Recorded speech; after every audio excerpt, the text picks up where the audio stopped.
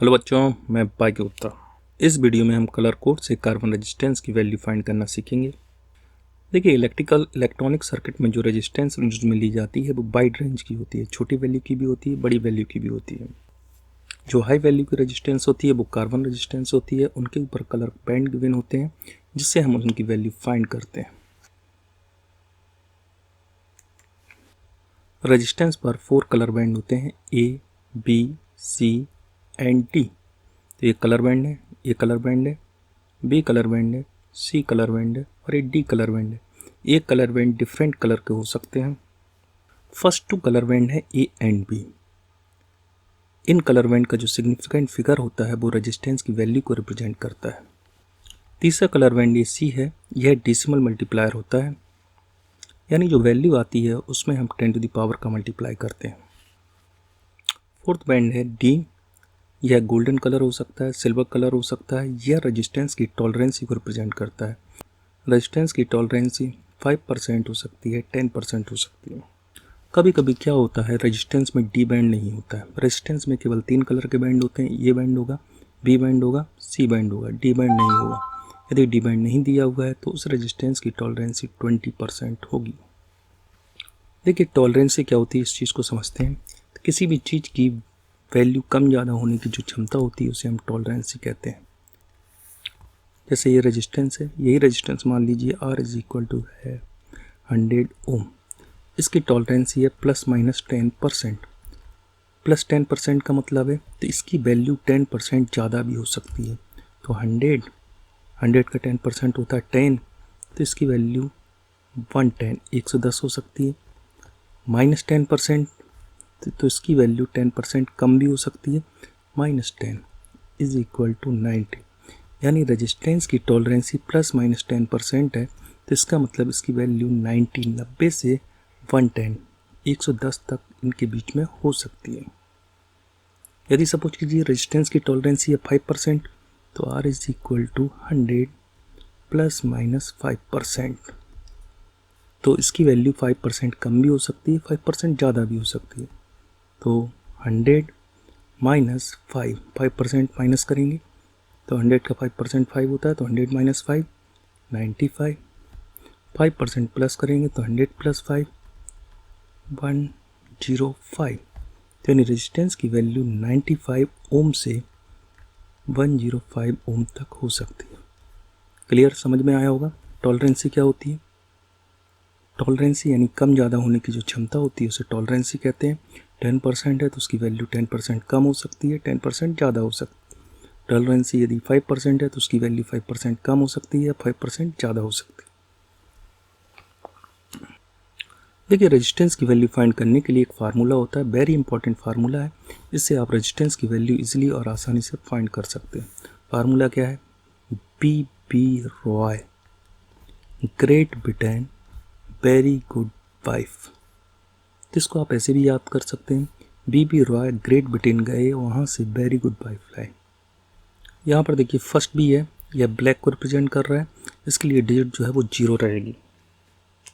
Second B है, brown को represent कर रहा है, इसके लिए डिजिट जो है वो 1 रहेगी। आर जो है रेड को रिप्रेजेंट कर रहा है, इसके लिए डिजिट जो है वो 2 रहेगी। ओ है ऑरेंज को रिप्रेजेंट कर रहा है, इसके लिए डिजिट 3 रहेगी। वाई है येलो को रिप्रेजेंट कर रहा है, इसके लिए डिजिट 4 रहेगी, याद रखना है आपको।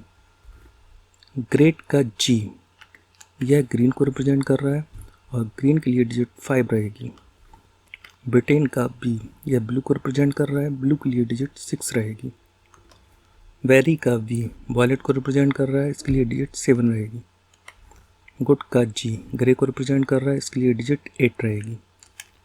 वाइफ का डब्लू, वाइट को रिप्रेजेंट कर रहा है, इसके लिए डिजिट 9 रहेगी।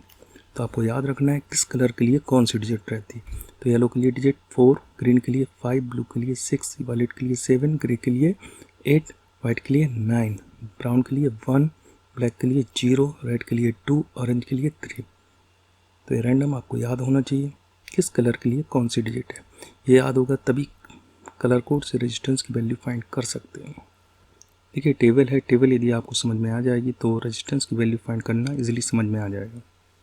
यहाँ पर देखिए लेटर गिवन है BBRO बाई GV VGW। तो कौन सा लेटर किस कलर को रिप्रेजेंट कर रहा है ये आपको याद होना चाहिए। तो देखिए डिफरेंट लेटर डिफरेंट कलर को रिप्रेजेंट करते हैं, ये आपको याद रखना। बी रिप्रेजेंट कर रहा है ब्लैक को, सेकंड बी रिप्रेजेंट कर रहा है ब्राउन को, आर रिप्रेजेंट कर रहा है रेड कलर को, ओ रिप्रेजेंट कर रहा है ऑरेंज को, वाई रिप्रेजेंट कर रहा है येलो को, जी रिप्रेजेंट कर रहा है ग्रीन को, बी रिप्रेजेंट कर रहा है ब्लू को, वी रिप्रेजेंट कर रहा है वायलेट को, और जी रिप्रेजेंट कर रहा है ग्रे को, और डब्ल्यू रिप्रेजेंट कर रहा है वाइट को। और देखिए इनका फिगर याद रखना है कि किस कलर के लिए कौन सी डिजिट आएगी, ये वेरी वेरी इंपॉर्टेंट है। ब्लैक के लिए हमेशा याद रखिए 0 डिजिट आती है, ब्राउन के लिए 1 आती है, रेड के लिए 2 आती है, ऑरेंज के लिए 3 आती है, येलो के लिए 4 आती है, ग्रीन के लिए 5 आती है, ब्लू के लिए 6 आती है, वायलेट के लिए 7 आती है, ग्रे के लिए 8 आती है और वाइट के लिए 9 आती है। तो देखिए पहले दो कलर के लिए हम डिजिट पुट करेंगे तो ये फिगर है, याद होगा। तो पहले दो कलर के लिए आएगा, तीसरा कलर गिवन है तो उसके लिए मल्टीप्लायर आएगा, डेसिमल मल्टीप्लायर। ब्लैक के लिए क्या कौन सी डिजिट आई थी, 0 आई थी, तो इसका मल्टीप्लाई 10⁻0 हो जाएगा।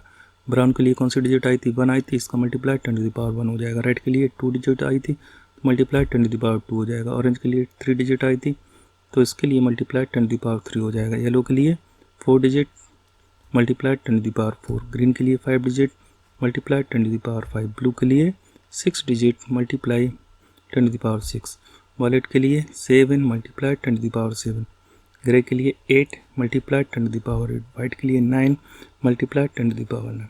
तो देखिए मल्टीप्लायर भी याद नहीं रखना है आपको, केवल डिजिट याद रखना है, फिगर याद रखना है। फिगर याद है तो 10 वही फिगर कर देंगे तो वो मल्टीप्लायर हो जाएगा। देखिए लास्ट कलर गोल्डन है, गोल्डन के लिए टॉलरेंसी ±5% होती है।